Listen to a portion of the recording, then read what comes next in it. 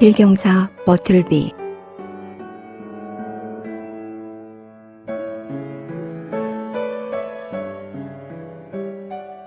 허먼 멜빌.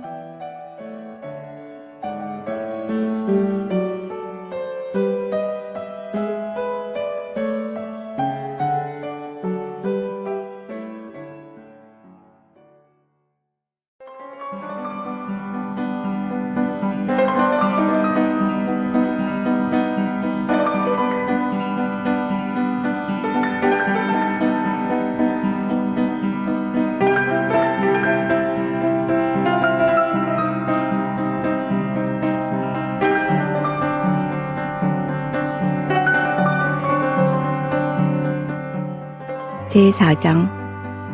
어느 일요일 아침.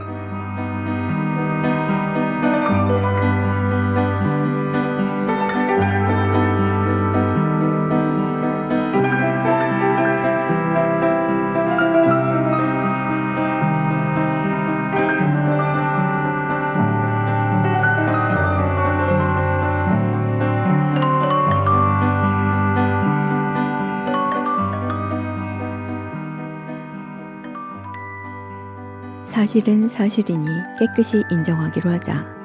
요컨대 그 소동의 결말이 어떻게 되었나 하면 다음과 같은 일이 내 사무실에서는 기정사실이 되었다. 즉 버틀비라는 이름의 창백한 젊은 필경사는 여기에 책상을 갖고 나를 위해 100단어당 4센트라는 보통 임금으로 필경을 한다. 그러나 자기가 쓴 것을 검사하는 일은 영원히 면제되어 그 일은 칠면조와 장도리가 대신했는데 그것은 분명 두 사람의 탁월한 꼼꼼함에 대한 평가가 그렇게 만든 것이다. 뿐만 아니라 이 버틀비는 어떠한 사정이 있더라도 어떠한 종류의 아무리 사소한 일이라도 심부름은 나가지 않았고 또 비록 이런 일을 맡아달라는 간청을 받았을 경우에도 그는 마음이 내키지 않는다. 다시 말해 정면으로 거절하리라는 것을 모두 양해하고 있었다. 날이 갈수록 나는 버틀비에게 꽤 깊은 곳까지의 마음을 주게 되었다. 그 착실함, 낭비하지 않는 성격, 꾸준한 근면성, 칸막이 뒤에서 홀로 공상에 잠길 때를 제외하고는 놀랄 정도의 조용함, 어떤 상황에도 변치 않는 태도 등은 모두 그가 소중한 존재임을 말하고 있었다. 그중 가장 중요한 것은 그는 언제나 거기에 있다는 점이다. 아침이면 맨 먼저 와서 하루 종일 자리를 지켰고 밤에도 제일 늦게까지 있다는 점이다. 그리고 그의 정직함에 나는 기묘한 신뢰감을 가졌다. 가장 중요한 서류를 그에게 맡겨도 나는 안심할 수 있었다. 그래도 나는 가끔씩 느닷없이 벌컥 화를 내는 때도 있었다. 그것은 버틀비가 내 사무실에서 암묵적으로 누리고 있는 여러 가지 조항, 온갖 특례, 특권, 일찍이 들어보지도 못한 예외적인 일 등 줄곧 마음에 담아두기란 지극히 어려웠기 때문이다. 이를테면 가끔 급한 요건을 처리하기 위해 급한 나머지 나는 아무 생각 없이 버틀비를 부른다. 그러고는 부지런히 다 묶어가는 서류에 붉은 끈의 매듭을 손가락으로 눌러달라고 한다. 물론 칸막이 너머에서 들려오는 대답은 마음이 내키지 않습니다에 한마디로 정해져 있다. 그럴 때 사람이라면 누구도 피할 수 없는 나약함을 공유하는 인간인 이상 어찌 이런 말도 안 되는 상황에서 어떻게 화를 내지 않을 수 있단 말인가. 그런데도 이런 식의 거절이 거듭됨에 따라 결과는 내 쪽에서 무의식적으로 부르는 경우가 차차 적어지게 될 뿐이었다. 여기서 말해둬야 할 것은 많은 사람이 일하고 있는 법률사무소의 변호사들은 대개 여러 개의 열쇠를 가지고 있었는데 나 역시도 마찬가지였다. 하나는 건물 지붕 아랫방에 사는 여자가 가지고 있었는데 그 아주머니는 내 방을 일주일에 한 번 물러닫고 하루에 한 번 청소를 했다. 또 하나는 편의상 칠면조가 갖고 있었다. 세 번째 열쇠는 가끔 내가 주머니에 넣고 다녔다. 네 번째 열쇠는 누가 갖고 있는지 나도 몰랐다. 어느 일요일 아침 나는 트리니티 교회로 어느 유명한 목회자의 설교를 들으러 갔는데 가보니 시간이 너무 일러 잠시 동안 내 사무실까지 산책이나 하려고 생각했다. 다행히 열쇠는 갖고 있었다. 그런데 열쇠 구멍에 열쇠를 꽂자 안에서 무언가를 꽂아두어 제대로 꽂히지 않음을 알았다. 나는 깜짝 놀라 소리를 질렀다.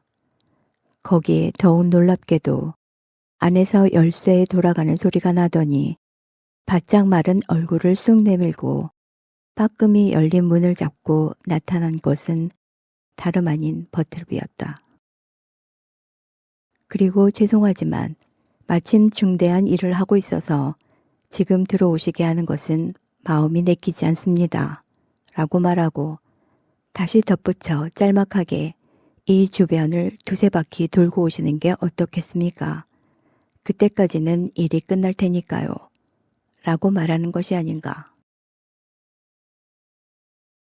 이 뜻하지 않은 버틀비의 출현, 일요일 아침에 내 사무실을 새빵 삼아 송장처럼 창백하면서도 신사답게 거리낌 없이 태연자약한 모습의 그를 보고 나는 경이로움마저 느끼며 나답지 않게 문 앞을 떠나 그가 원하는 대로 했다. 그러나 곧 이 불가사의한 필경사에 점잖은 뻔뻔스러움에 대한 무력한 반항심이 온갖 형태로 내 마음속에서 들끓었다. 확실히 이 이상한 점잖음이 주로 나의 저기를 상실케 했고 말하자면 나의 남자다움까지 빼앗은 것이었다.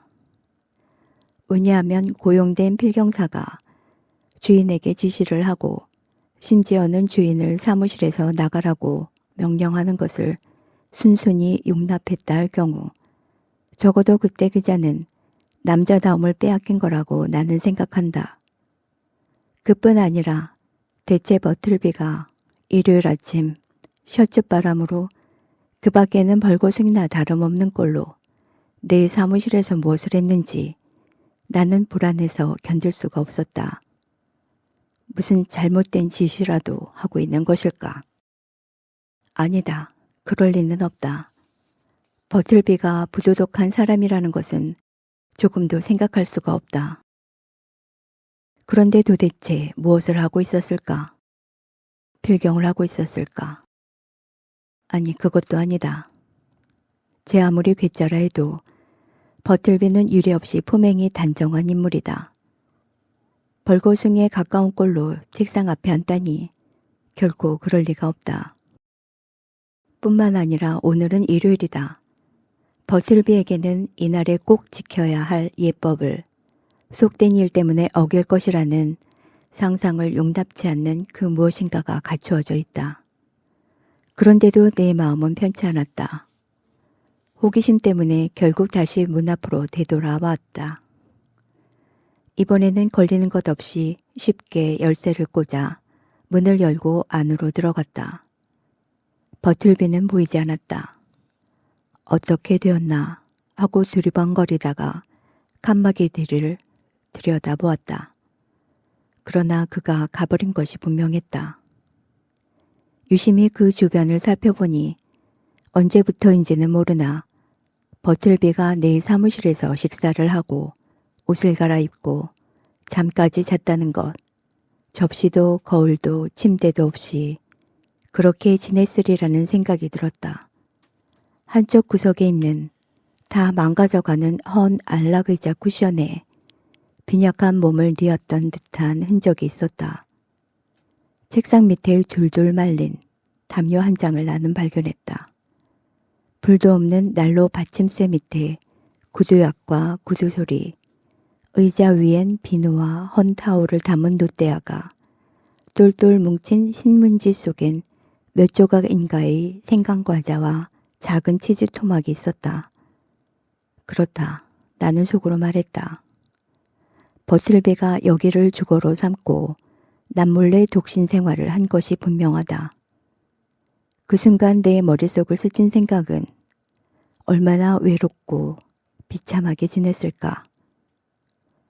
궁핍도 컸겠지만 외로움은 또 얼마나 끔찍했을까. 생각해보라. 일요일에 월스트리트는 페트라의 고향처럼 황폐하지 않은가. 그리고 여기는 밤이면 밤마다 공허함이 가득 차 있지 않은가. 이 건물 역시 낮이면 근로와 생기로 으르렁대고 있지만 밤이면 소리도 없는 공동이 있을 뿐이다. 그리고 일요일은 온종일 폐허 그 자체다. 그런데 버틀비는 이곳을 집으로 삼고 붐비는 한낮을 본 그 눈으로 고독한 곳으로 바뀌는 한밤의 모습을 홀로 지켜보고 있었던 것이다. 카르타고의 폐허에 서서 묵상하는 죄 없는 마리우스의 환생이란 그를 두고 하는 말이다. 난생 처음으로 나는 가슴을 찌르듯 밀려오는 우울한 마음에 사로잡혔다.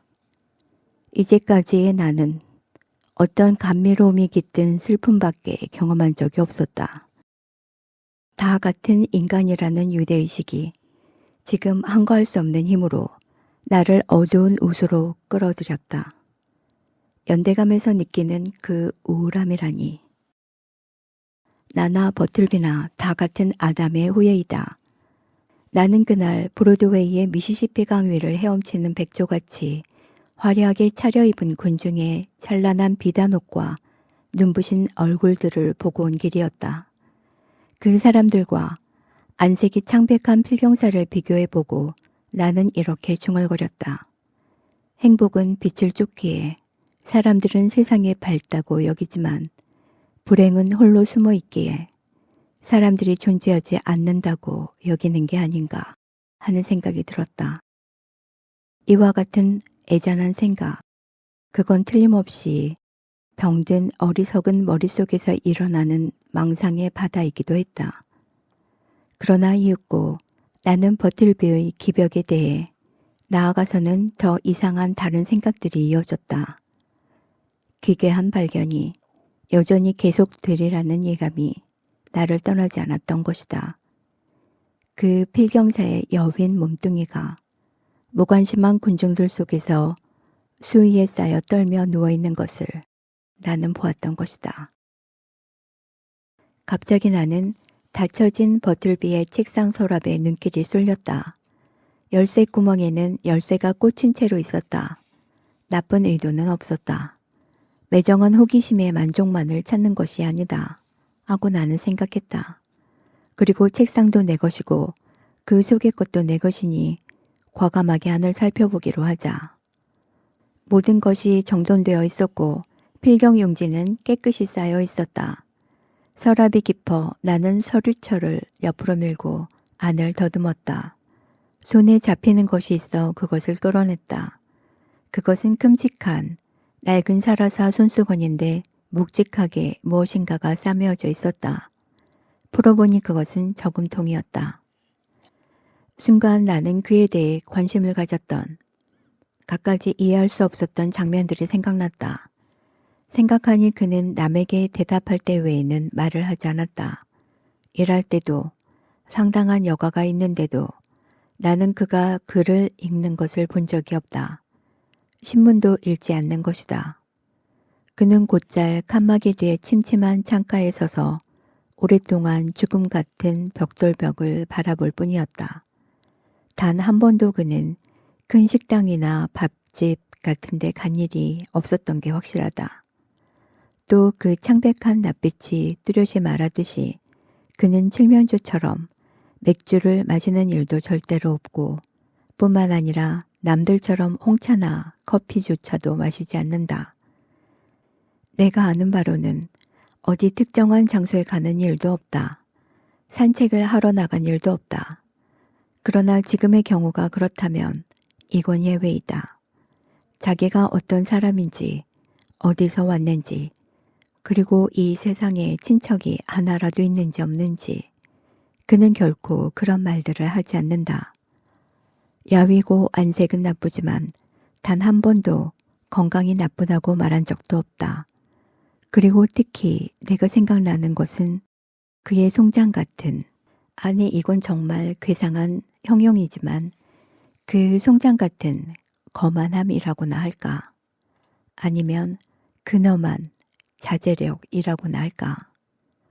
그런 어떤 무의식의 태도가 나를 두렵게 만들어 그의 괴상함에 순순히 영합하게 되고 만다.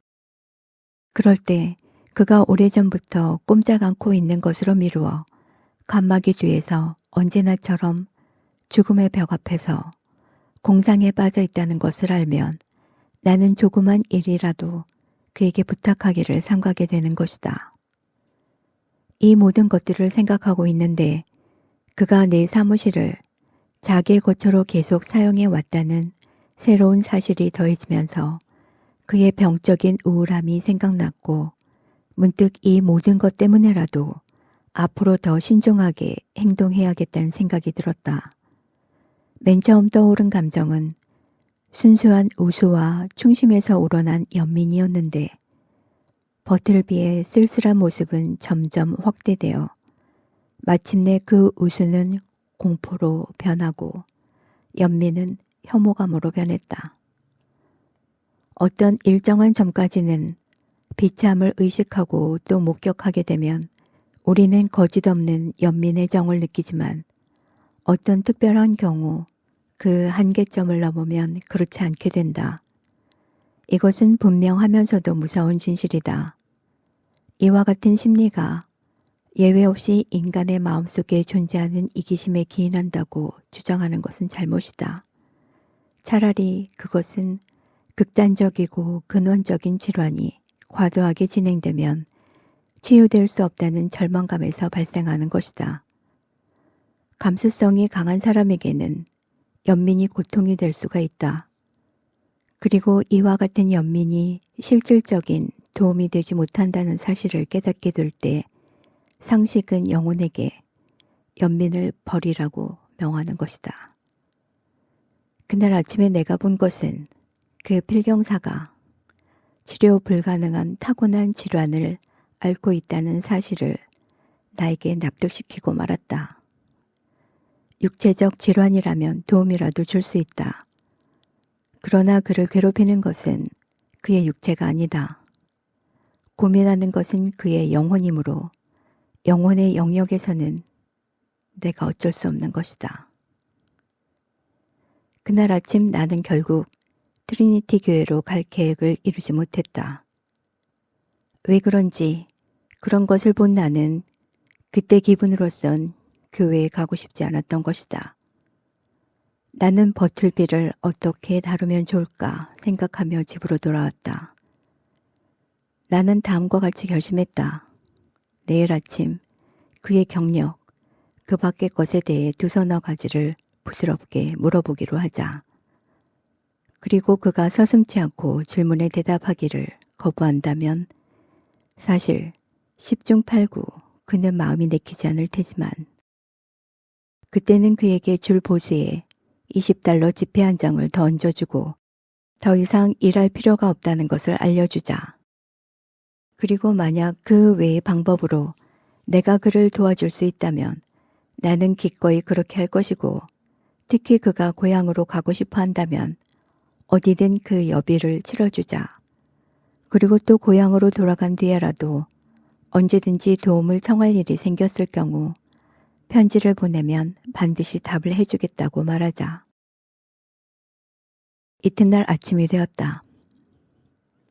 버틀비. 나는 상냥하게 칸막이 너머에 그를 불렀다. 대답이 없다.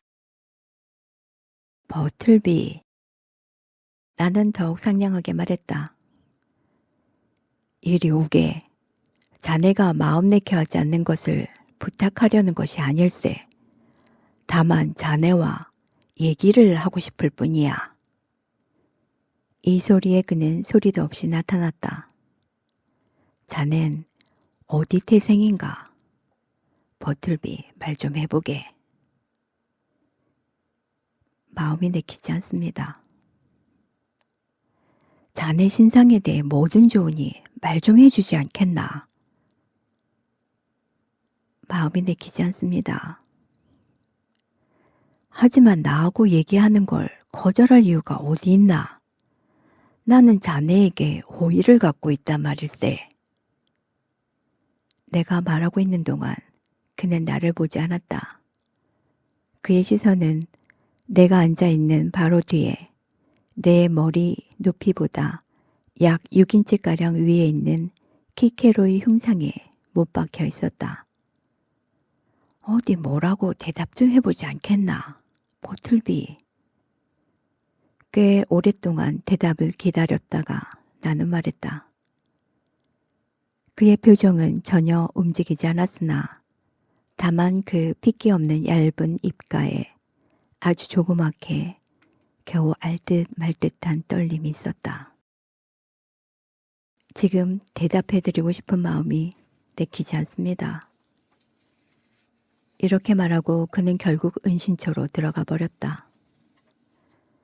솔직히 말해 내 마음이 약한 것 같았는데 이때 그의 태도는 나를 화나게 했다. 그 태도에는 일종의 조용한 경멸이 깃들어 있었다.